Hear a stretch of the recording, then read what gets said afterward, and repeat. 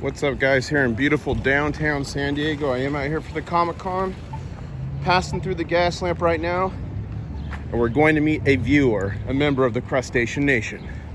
Let's see if he has the secrets to gold and silver.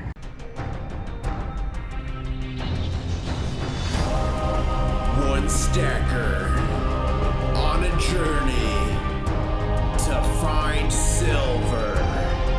International Stacker.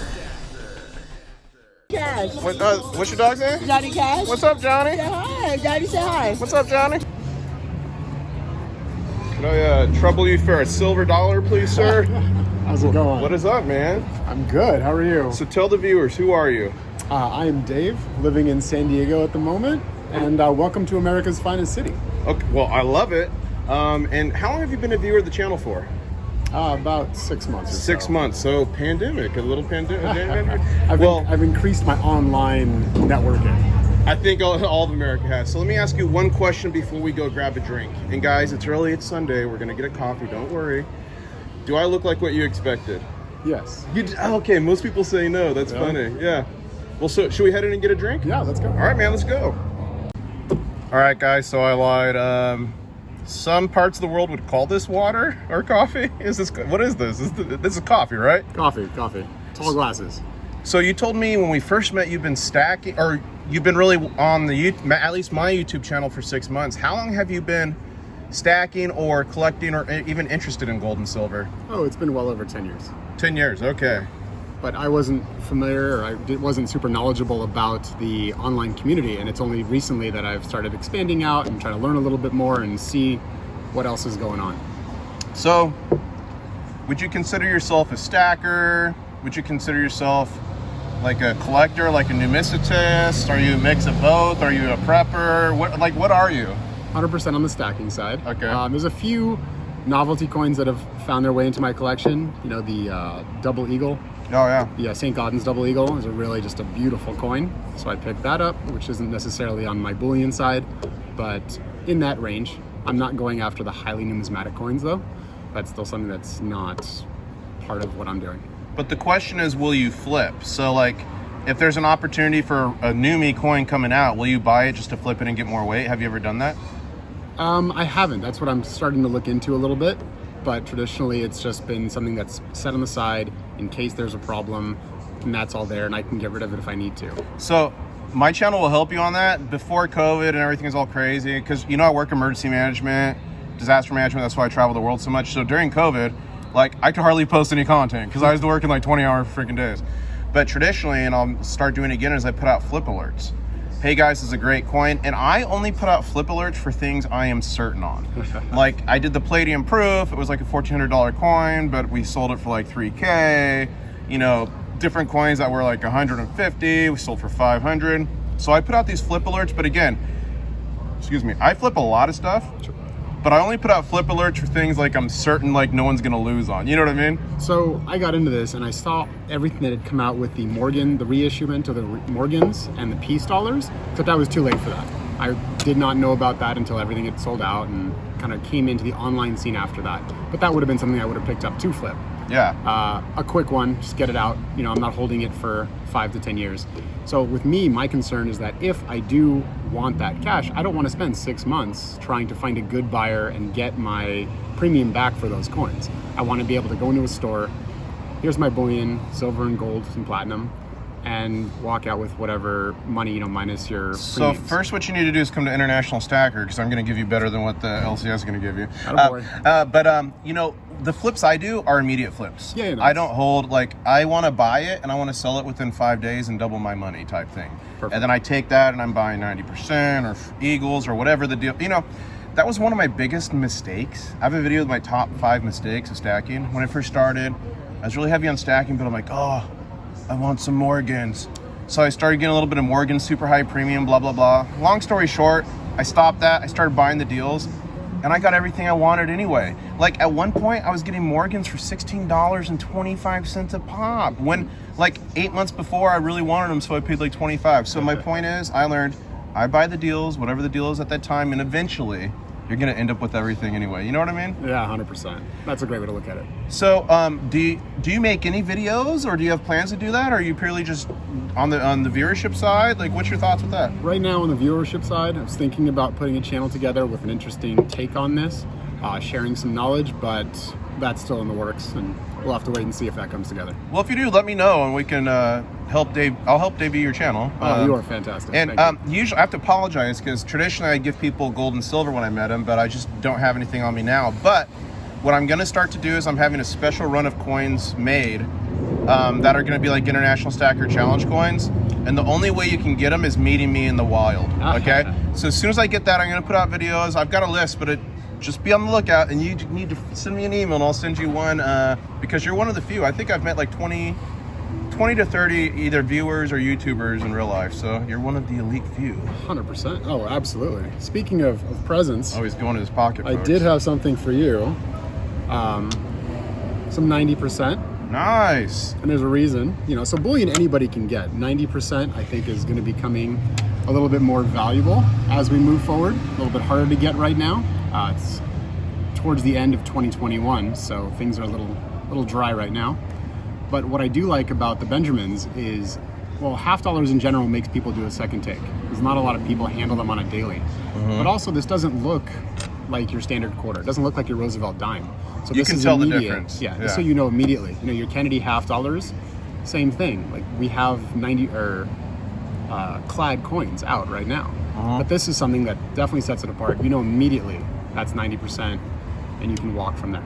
So That's why I like Mercury dimes, and if I can get close to or a little bit more expensive than the normal dimes, I'll go for the Mercuries, because it's easy to tell them apart. 100%. But you know what's crazy about 90% that people don't realize? And if you look, oh no, folks. Oh no, they're taking the scooters. I love those things, by the way. I've done a few LCS videos lately. Local coin shops, for those people who don't know what LCS is, who are watching, local coin shop.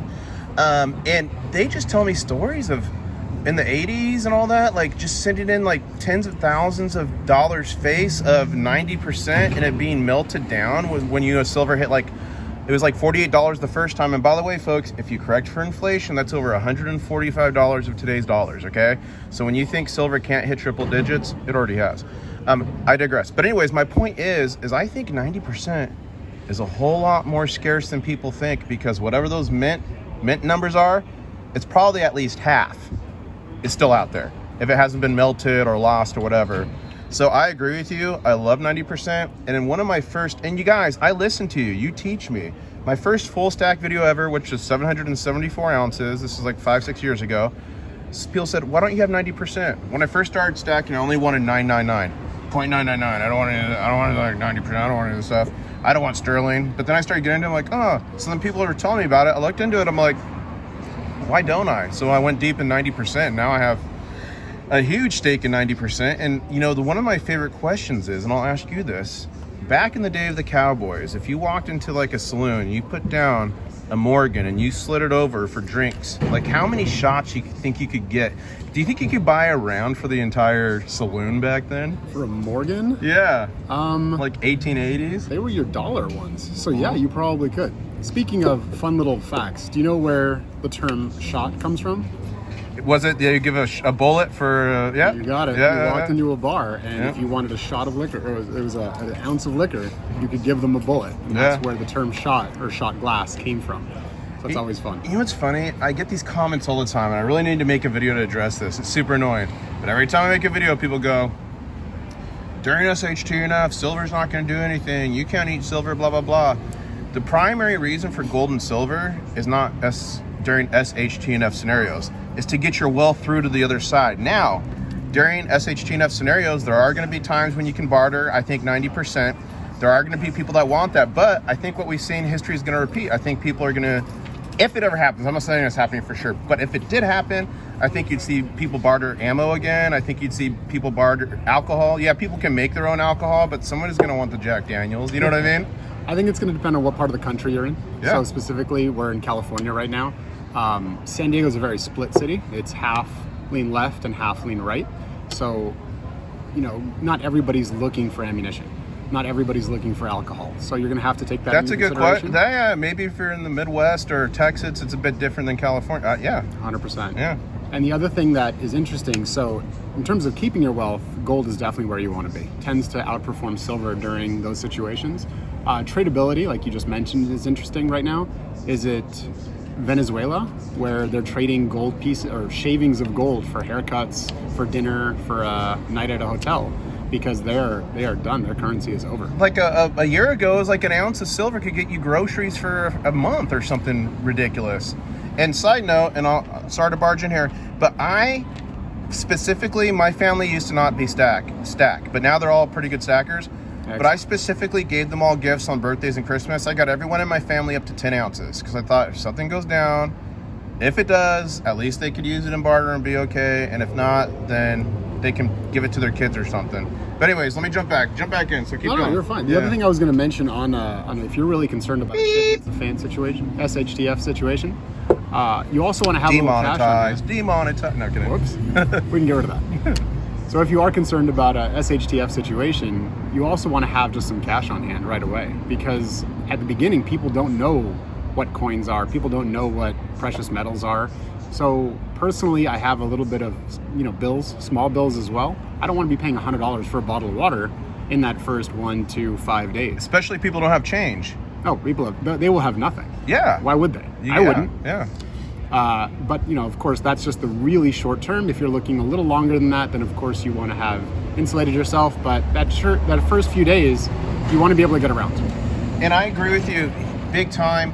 I really preach on emergency funds, and whether that's your freaking car breaks down or a SHTF happens or whatever, you need to have a certain amount of cash to fix things, to pay your basic living for X amount of time. Some people do it a month, some people do 6 months, some people do, it's all over the place. But you do need to have some paper currency. Although we all do not believe in it, which is why we're in sound money. But that is going to be the mode to pay for things, buy for things.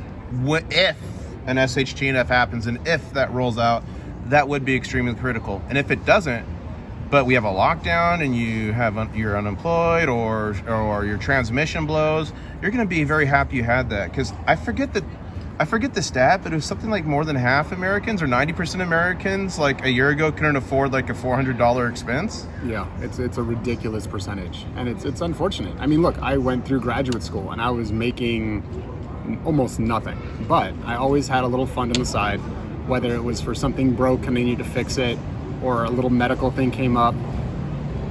It was always there. It was also in case somebody needed to go to Vegas. That was also part of that fund for the weekend. But it was there, and I knew that it was there, and that was, it was hard. It was hard to build that up, but it was good to keep that on the side. That's important. What sector do you work in, if you don't mind me asking?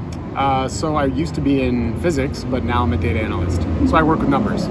Dang, guys, I'm going to tell them who you are. I didn't want people to know I'm literally here with Elon Musk, okay? Elon Musk, we're about to send Dogecoin to the moon. Is Dogecoin... Are you into cryptos at all? Oh, so not yet. It's an interesting avenue. He's engineering, by the way. I'm engineering and physics. So we have a bit of a tiff going on. I'm sorry. We'll have a conversation about that over, what is he, living in a trailer in Texas by his factory, so... Depends on what your standard of living is. I mean, you did tell me you're going to JPL tomorrow, I thought, right? I used to work at JPL, Did actually. you? So, funny story is, and for everyone who knows, I grew up in San Diego County. I actually went there for a field trip because I was in a junior ROTC at the time. Oh, how fun. Air Force Junior ROTC. So I went up there and got to tour JPL in the high school. It was really cool. It's a fun place. You have some really intelligent, really, really fun people working up there. And they do amazing, amazing work. So for everybody who doesn't know, that's the JPL is Jet Propulsion Laboratory. So they work on everything that NASA's working on, satellites, extraterrestrial stuff. The rovers on Mars, all that, right? That's the group that I worked with. So the group that designed the chassis for that 6-wheeled rover. Okay, guys, we're changing the whole trajectory of this interview right now. Where are the aliens? Hangar 15? They're already here. Haven't you heard? Am I a reptilian?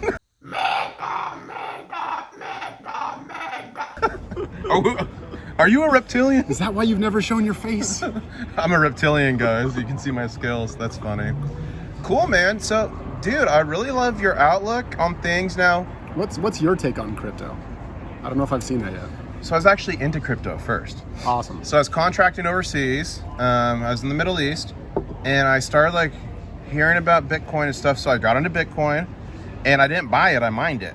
So I bought miners from China, and I was staying in a compound there, and it was part of my contract, so I didn't pay for utilities. Perfect. So I bought these ant miners from freaking Bitman Tech in China, plugged those little mamas in, and they were mining me Bitcoins. I mined 13 of them. And when I started Bitcoin, it was around $400. I was telling my friends, and one of my things I used to say to my buddy is, I said, we got to get to 13 coins each, because 13 coins were going to be part of the 1%. If you can get 13 coins, you will be part of the wealthy elite eventually. That was my little shtick back then, right?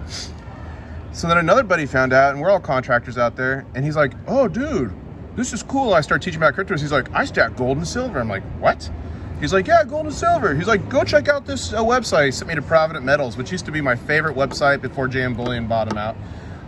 No diss to JM Bullion, great company, but when they were Provident, way better deals. They had cool runs like the Privateer, Egyptian Gods, blah, blah, blah.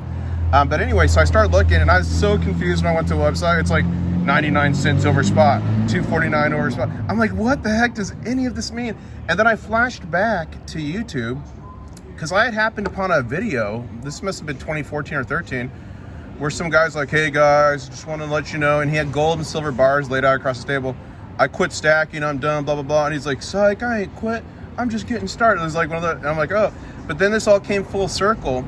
So he told me about that. I got him into cryptos. I started making some money on cryptos, and I'm like, well, then I watched Mike Maloney's Secret of Money, and I went down that rabbit hole. I'm like, all right. So I cashed out some money from cryptos and put it into that. And the disgusting thing is, so I've been coming to Comic-Con for years. Sure. Like since the 90s. Oh, wow. Yeah. My dad was at Comic-Con like the year it first opened. It was like in some hotel like hall, okay? So I've been coming for a long time, and what we do, because we've been doing it a long time, we're grandfathered in, we know the tips and tricks. So I get exclusive items, I flip them, and before I do just to make money to spend on things or live or whatever, but now I do it to go into gold and silver. Nice. Disgusting. Here's the disgusting part. It's 2016 or 17 or something like this, maybe 18, I don't remember. And I was here, I needed some more money for exclusives, so I sold 3 Bitcoins for $750 a piece. Now, it was more than double my money because I mined them. I paid $1,000 for the miner and mined all these Bitcoin. But, so I made a killing on it technically, but I was supposed to buy those Bitcoin back, and I freaking did it. And then I think it was something like 6 months after that, it ran up to like 1,000 or 4,000. And then you know the story, the Meteor story about it now. Oh, went parabolic. Yeah, I went to 69,000, I think it was max. But you know, I would have sold at 5K, I would have sold at 10K. The last Bitcoin I had, I sold around 16,000. Okay, so did I do well in crypto? Yes. Did I make a killing? Yes. Could I have made a bigger killing? Yes. But I see gold and silver as a sure thing. I see cryptos as like kind of taking a trip to the casino. You get what I'm saying? Well, so because who would have known it was going to hit this big? It could have collapsed. You know what I mean? 100%. Well, actually, that's really pertinent right now. So we had a bit of a hit on Friday. So a new variant of the cerveza sickness came out. And I call it beer flu, yeah. Beer flu, same stuff. So tanked everything. And crypto is supposed to be this safe haven, this store of value. And what you would normally, so typically what you think of is gold and commodities. And if it's a store of value, it should have done the same thing commodities did, and it didn't. It actually went down with the rest. And it's really interesting to see what people are saying about Bitcoin. The Bitcoin, what is it, the hodlers? Yeah, hold on for dear life, hodl. Yeah, hodl. The hodlers are saying, oh, well, Bitcoin only dropped X percent. These other altcoins dropped X plus a greater percent. So technically, Bitcoin's doing well.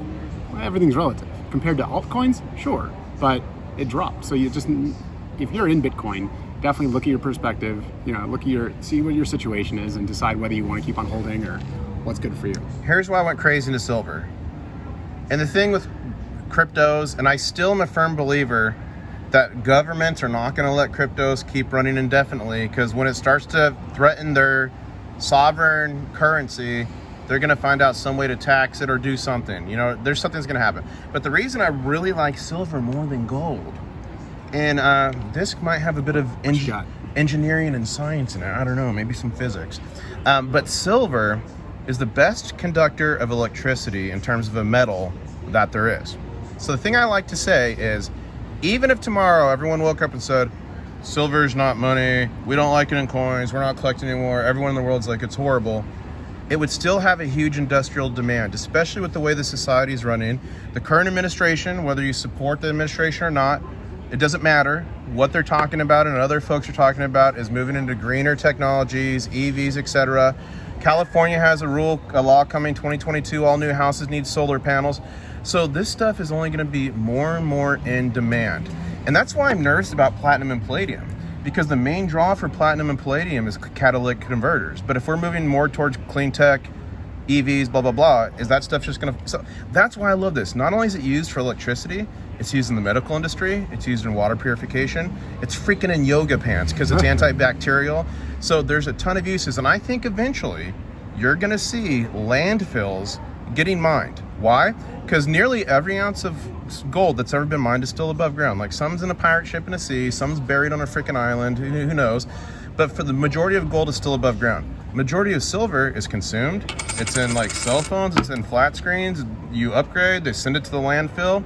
So I think you're gonna see landfills eventually, once it's profitable, get mined to recover metals. Like, I don't know, am I crazy? There's a couple of companies actually starting to do that. They're taking e-waste and they're trying to separate the metals out. It's horribly energy expensive and actually expensive, so it's not worth it yet, but we're seeing costs come down. Just to correct the record, there is some gold that's in landmines. All electronics sometimes have gold soldered connections. No, you're right. So there's a little bit. But it's a minuscule amount, right? 100%. Yeah. And I just, my physics side comes out, has to correct that. But there's a little bit that is in landfills. Well, already. also, no, I know gold is used in a lot of circuitry that's like, it can't fill. So like space type stuff, right? Yeah. Like, because gold doesn't corrode. Yes, that's correct. And that's the reason you would want to use it for that, correct? Yeah, there's a little bit of oxidation layer, but it's a very good conductor as well. But in the grand scheme of thing of the total amount of gold, that would be minuscule, right? The amount that's in? Okay. Yeah, it's very, very small. Okay. Yeah. Let's go dig some landfills, bro. You want to go right now? No, absolutely not. I mean, what do you think? Is my perspective crazy? Like, does it make sense to you now why I'm more heavy in silver than gold? I definitely have diversified into gold, but I went balls to the walls with silver. You know what I mean? It's an interesting conversation to have. I think it's really important too. So silver, again, we went through all the whole barterability. Venezuela, again, they're shaving gold instead of just having pieces of silver. But their country mines gold, but they don't mine silver. So gold is more readily available for them. But again, in terms of fractional, 90%, it's great. It's where you want to be. It makes it a lot easier than a scale and a knife.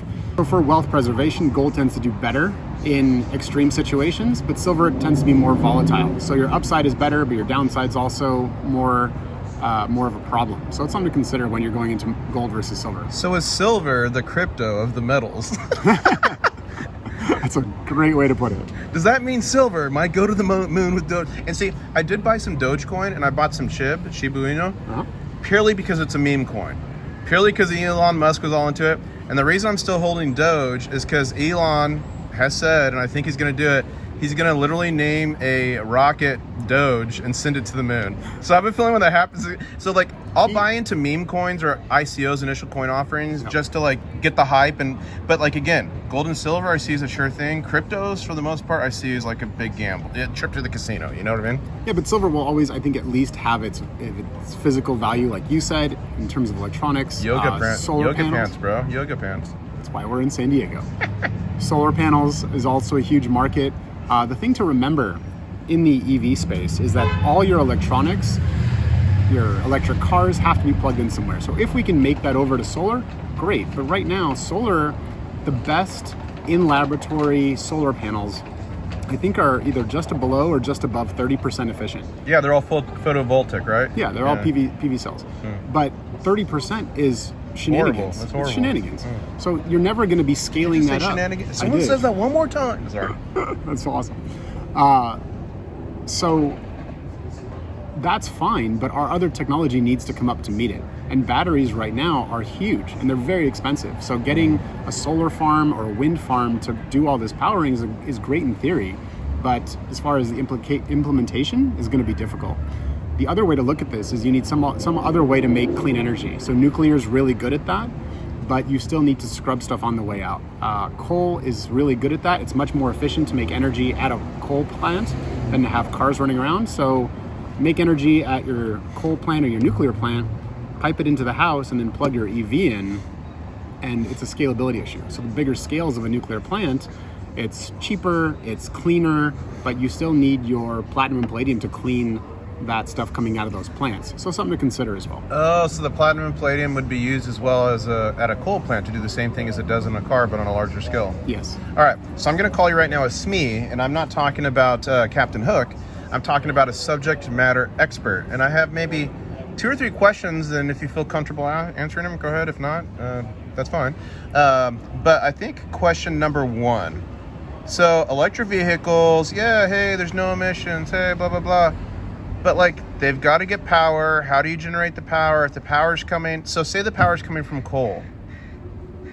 Like, is that still cleaner than if you had a combustion engine putting out the pollution, or is it a wash, or is it right now and we're running a net negative, but eventually the technology will catch up? Is that the thought? What is it? So right now it should be cleaner, because at scale you're able to refine it and clean it at a much better rate than having 100 little engines. You have one big massive power plant. Oh, so and then you can put things on it to catch it and blah, blah, blah. Yeah, and okay. we can test the water coming out of the plant. You can make sure that it's running properly. So it's a lot easier to incorporate all these advanced carbon capture technologies at a power plant instead of on each individual car. Otherwise, each car would be the size of a truck with scrubbers and what, so that doesn't make sense. And then you have people upgrading their cars and doing a straight pipe instead of the catalytic converter and all that stuff too, right? Hey, you got to look cool going down the street. The other thing to remember about EVs that's really interesting is you have to mine all the materials. You have to mine the lithium. You have to make the cars. Yeah, that's crazy expensive, or polluted. Yeah. That pollutes a ton, right? 100%. And that actually is more polluting than your standard cars. So the cost to mine all that stuff and the damage that you're doing environmentally is actually much higher on your EVs than your traditional cars. So again, something you want to consider. We have to look at, you can just look at your car and say, oh, I'm not putting gas in, I'm plugging it in the wall. But that's a very small system. You have to look at the whole system, which is you plug it in the wall, where does that power come from? And that's, physics likes to do that a lot, where you have a problem, but you have to understand how all the parts of the system influence your problem. And if we're talking about worldwide decarbonizing or worldwide greening technology, you have to look at the whole system. We can't just go to, oh, but I did this one thing and it works out really well. Do you know if when you mine, like for instance, you can mine gold and other metals you get out of it are silver and copper and blah, blah, blah.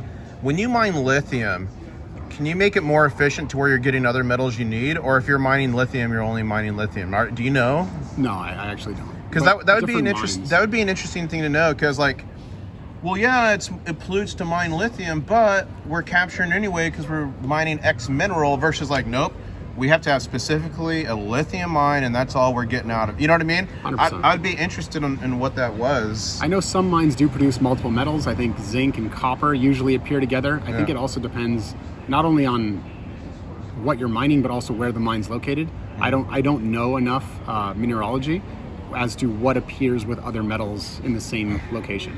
That's something worth looking into. Question number 2, with your experience and expertise, all jokes aside, do you think we are the only sentient beings in the entire universe, galaxy, whatever the heck it's called? Galaxy's a galaxy? I don't know. Or do you think there's something else out there, but it might look totally different than us type thing? What do you think? Oh, What's more possible, I guess? Is it more possible that we're the only things that... Statistically, it's probable. It's likely that there is something else out there. With so many universes and so many galaxies and so many other planets that are similar to Earth, the likelihood of another species evolving is high. So if you ever wanted to go a deep dive, look at the Fermi Paradox for extraterrestrials. Okay. And it's a really interesting thing of why maybe we haven't seen them yet, why we haven't seen extraterrestrials. Well, because it's so big and everything's the speed of light, it would take forever. I think our existence is like that in terms of like the universe, right? Well, that's exactly it. So we could be first. We could be the first. So this is involved in the Fermi Paradox, but we could be the first ones. And other civilizations are just, a million years later. So we are the first, and that's why we haven't seen them. There could be some other issue that comes up, that when a civilization reaches a certain technology level, they go and destroy themselves. We don't know. There's really no way to tell until we get there. So that's why it's a paradox. We really don't have the answer for it right now. Do you think there could be an alien species that feeds on gold and silver? Yeah. Oh no! Hide your stacks. Humans Bury- do it all the time. Bury your stacks. I'm gonna eat your silver bugs. I think there is a bacteria that feeds off of gold. Oh dear Lord, I'll that's have not to check good. that. But there is an interesting one. So Chernobyl happened, and on the walls of Chernobyl, it was a meltdown. So there's a lot of radiation, which usually kills all organic matter. Everything that's alive But usually something dies. survived, right? It's actually thriving. There's some mold or I think it's a bacteria that's growing on the walls of some of the plant, the control rooms, and they found it, and it's thriving because it's getting fed by radiation. So if you go back to basic physics, energy and light are pretty interchangeable, and you can convert light. Plants do this all the time. They take energy and they use it to grow. So depending on how your organism is set up, you can take energy, whether it's light that we can see like the sun, ultraviolet light, or in this case high energy rays coming out of the uranium reactor, and you can use it to grow. Next question. Do you think, and this is that I've been thinking a lot about, I think the next frontier is mining our meteors, right, for metals and stuff. So one, do you think that's plausible if the technology catches up? And two, if that happens, is it going to collapse the gold and silver market on in the world because there's so much more of it, or is it going to help it because the cost per ounce is going to be astronomical to get it? Astronomical, great choice of words right there. There's a big discussion about this right now. They just found some meteor that's got literally hundreds of tons of gold and precious metals on it. So you have to understand how big of an endeavor this is. And space is really hard to wrap your head around in terms of scale. So if you were to think of the Earth as a tennis ball, I think the International Space Station is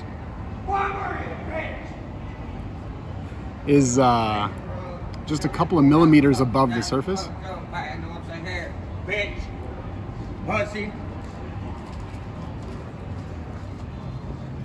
Yeah, San Diego. I'm gonna give it a space.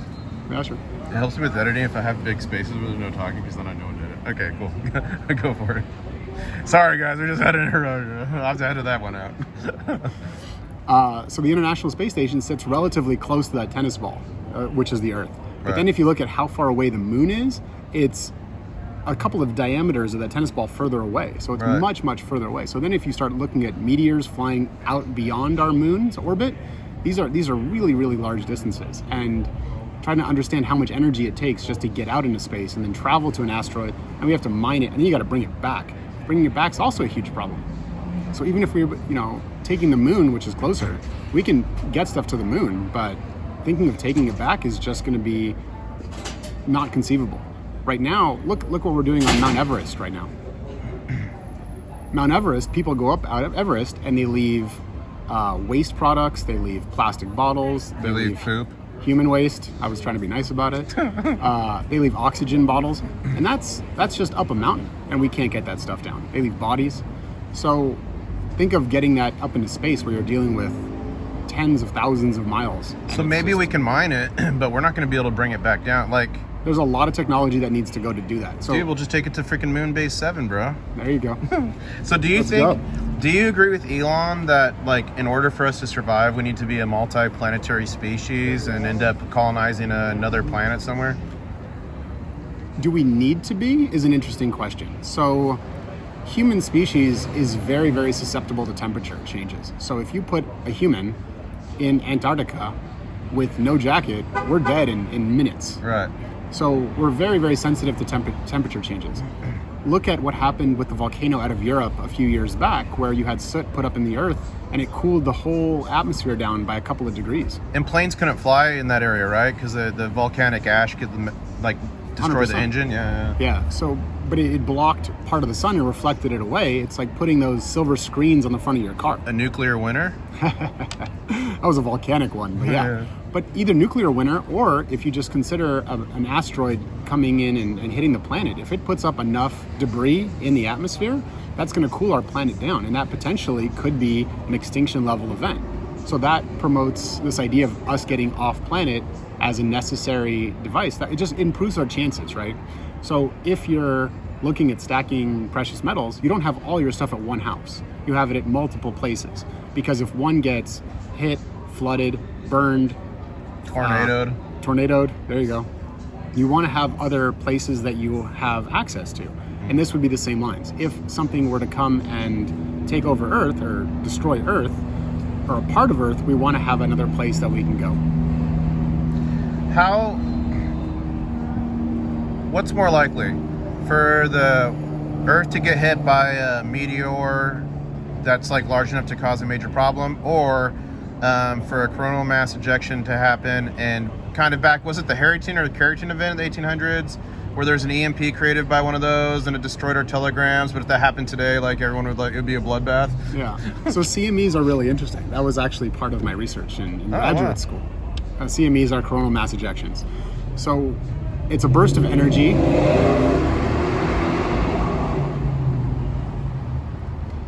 So CMEs are a burst of energy that come, and where the problem with that is if you have a power line, it's a cable, or your cord to your computer, and if an EMP, an electromagnetic pulse, comes and interacts with that line, it produces a strong current down the line, and that's going to go and blow up your computer, or in the case of power lines, it's going to blow up transformers, and that's the problem we're looking at. The guy got burnt in the 1800s, I think, right? The guy that was like...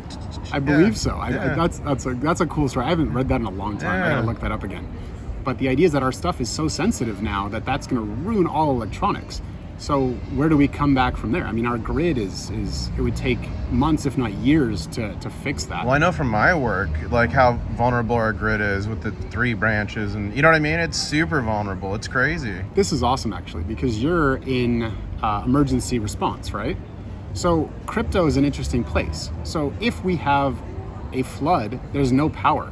So how do I buy anything? If the only medium of exchange that I have is crypto, what do I do? Like, am I going to write down my key on a piece of paper and go, here you go, cash it in when the power's back? 100%. So, no, I'm really interested in, it'd be nice, quote unquote, to go to a digital currency, either a CBDC or a crypto. That's what people want to do. But at the end of the day, if you're losing power for a variety of reasons, what do you do? Any answers for that? Well, yes, but to piggyback off that real quick, I think a digital currency is the worst thing. I think all government wants it because they can get max taxation. You're selling stuff at a garage sale or flipping stuff at Comic-Con, they can get max tax. 2, they know what everyone has. They can get metrics on what you're buying, what you're interacting with. And 3, they can put in monetary policy like inflation, which is hashtag the hidden tax, folks. Inflation's a hidden tax. So if everyone's digital, they can enforce that. Guess what? If you don't like what the government's doing, you go to a protest in Sector 7. Oh, so-and-so went to Sector 7. Let's go ahead and shut down his money because now he's a terrorist. You know what I mean?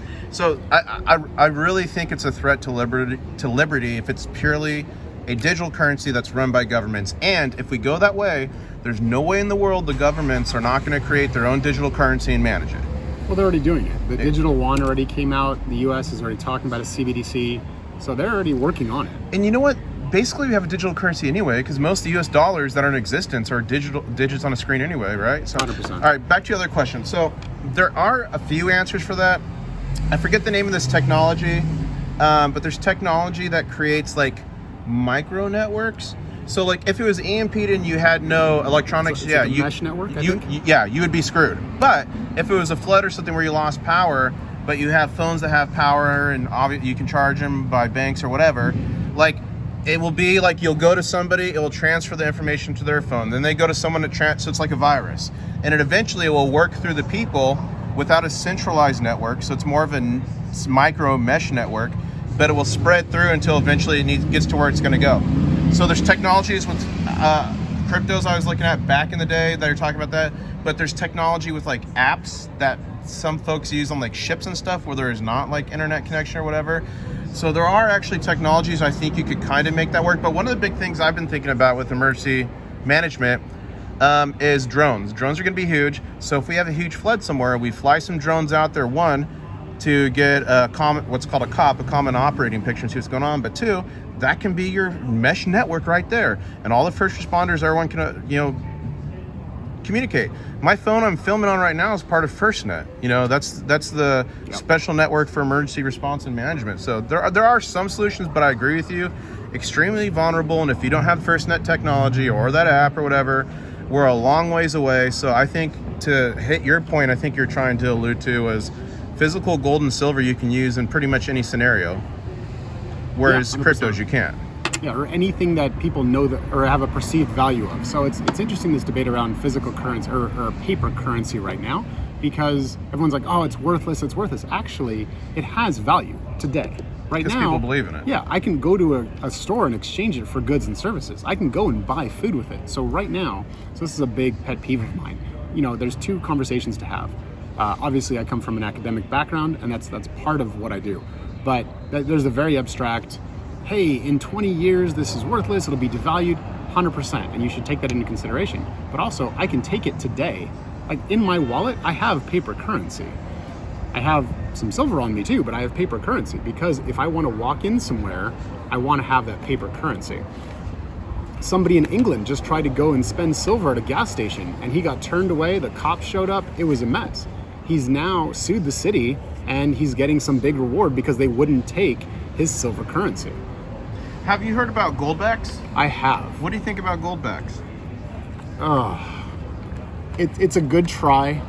It's trying to get a form factor that people are familiar with, but it's a very small amount of gold. Different states, I think, are issuing different currencies, so now we have to be able to check those, and you have to know what's fake, what's not. I don't think there's enough adoption because it's too hard to tell what's real and what's fake right now. Well, they look fake. You know what's interesting about that? Because I did an interview with the CEO like right when that company came out. How cool is that? I cold called him like right when they were brand new. And his main thing was to me is like, this is not, because he's a stacker. He's like, this is not for stacking. Okay. This is not for storing your wealth.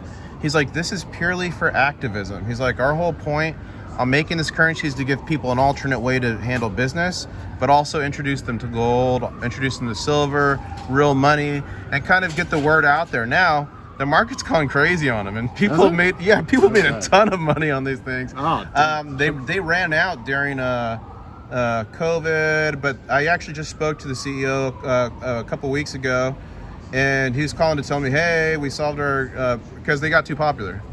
They're too famous. They couldn't keep up. So they've doubled their production. So he's like, we should have a lot more Goldbacks coming back out, blah, blah, blah. I'm like, cool, man, let me know. Because I like to stay up on these different alternative things and talk to the viewers and cover them, blah, blah, blah. So I agree with him. I think it's something for activism to get the word out, get people into gold and silver if they're mainstream and they have no clue. But I definitely don't think they're for stacking or storing your wealth or blah, blah, blah. You get what I'm saying? They're trying to, I thought it was more of a use it to transact. I mean, I even talked to my local Well, for sure. owner. Yeah, it is to transact. Yeah. It's anti-inflationary, you know what I mean? Yeah, he's never even heard of them. Yeah. He's an older guy. There's one of the LCSs that's around here. He's just like, I've never even heard of that. Which was kind of a funny conversation to have with him. Yeah. But, yeah. Well, man, this has been a long interview, but it's been super interesting. We talked about gold and silver. We've talked about the future. We talked about aliens. So what do you call the whole universe? Just space or the universe? Because it's multiple universes, right? Like, what would you refer to everything outside of Earth? Well, there's one universe. There's multiple galaxies. There's multiple So it's solar just systems. universe. Yeah, so everything is contained in the universe. That's what I thought, but I'm here with a dude from JPL, so I wanted to make sure. And I just remembered when I went to JPL, the rage back then was the Astrogel? Aerogel. I got to see it. They're like, that little piece like weighs this much and costs like however much to make. It's horribly expensive. One of the companies I used to work for, we produce it. Yeah, okay. As part of the things. It's got some really interesting bulk properties. It's very expensive to make, and right now we can only make small units of it or small volumes of it. But its properties are amazing. You can put it between your hand and a flame, and you're totally fine, even though it weighs basically nothing. Was it meant to catch little specks off a asteroid or a meteor or something they were gonna? No? No, they're trying to figure out its purpose. It's this really innovative technology, but we're trying to figure out exactly what it can be used for. Or there's different markets for it that are kind of evolving right now, but it's very lightweight, and it basically, think of a sponge, but a really, really low density sponge. And that's part of the benefits, is it has cavities inside of it, and that's what gives it these unique properties. And you said you're going to do a giveaway on YouTube for some Astrogel, right? Aerogel. I gotta make some first. Cool, man. Well, it's been great. Is there anything you want to say to the viewers before you sign off? Any advice or anything you want to flag for people? You know, just keep your wits about you. Keep learning. That's my biggest thing. Obviously, I've done my share of learning, and I'm still doing it. We can look at just the precious metals market, but you have to understand how you're interacting with all of society, right? Learn what you have and how you can get rid of it. So the reason we're stacking metals is if you want to transfer wealth to your kids, that's great. But also, if some other repair, you need to be able to liquidate that. So kind of keep that in mind too. If you have all these really highly numismatic coins that are 3,000 in current today's prices, 3,000 an ounce, 4,000 an ounce, you're probably not getting that premium back in a few days. You know, it's going to take you a few days or a few weeks, or maybe a week or two to find the right seller, depending on your area. So have something that is accessible to you. So just think of not only your entrance, but also your exit strategy. I think that's pretty important. Well, super wise words, because exit strategy does matter big time, and a lot of people don't think that far ahead. And please let me know if you ever make a YouTube channel, because I think it'd be extremely interesting. I encourage you to talk about some of the stuff we talked about today, because I think people would find that interesting. I think, like, in my profession is pretty interesting, but I'm desensitized to it, so you might be the same. So I think things you might think are boring topics or whatever, I guarantee you people would eat them up, because I've had such a great time. This is one of the longest interviews I've ever done. So again, thank you. Been a pleasure to meet you. Thank you for this awesome Benjamin Franklin, and I'm gonna send you one of my challenge coins as soon as I get them done. I'm procrastinating. I know. That's I'm right. gonna get it done, folks. Next interview, we'll turn the camera around, we'll talk about your industry, and we'll kind of play it from there. That sounds fun. And what do we say?